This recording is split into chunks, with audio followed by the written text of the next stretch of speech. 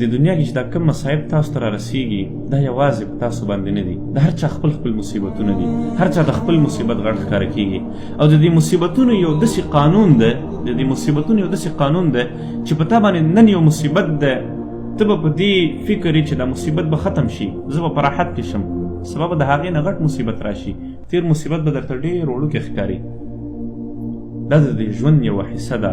د مصیبتونو ته مه خفه کیږئ، د مشکلاتو ته مه خفه کیږئ، د مصایبو ته چې ستاسو په دې ژوند کې کوم راځي دا په دې خپل لاس کې وساتئ. همیشه دپاره دنیا سره چې انسان کله هم محبت وکړي انسان ته د زړه خفګان رسیږي.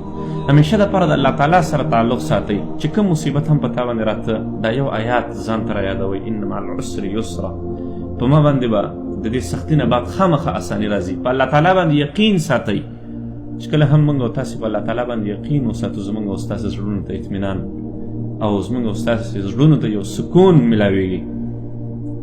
که موږ او تاسې دا وګورو دا غیر مسلمین ملحدین دا خلک وګورو، په دوی باندې چې لږ خفګان راشي خودکشي وکړي، ځان وژنه وکړي، دوی خفګان نشي برداشت کولی ځکه چې دوی په الله تعالی باندې یقین نه لري، دوی زړه ته اطمینان نشي ورکولی.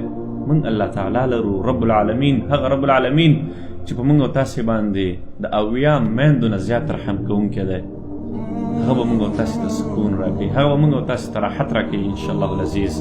په هر یو کار کې، په هر کار کې رب العالمین ته متوجه اوسیږئ. د دنیا د محبت شی نه ده، بېشکه تاسو د انسانانو سره محبت وکړئ. په دې دنیا کې موږ او تاسې د دنیا سره محبت کوو، انسانان استعمالو. په کار داسې ده چې موږ او تاسې انسانانو سره محبت وکړو او دنیا استعمال کړو. واخر دعوانا الحمد لله رب العالمین.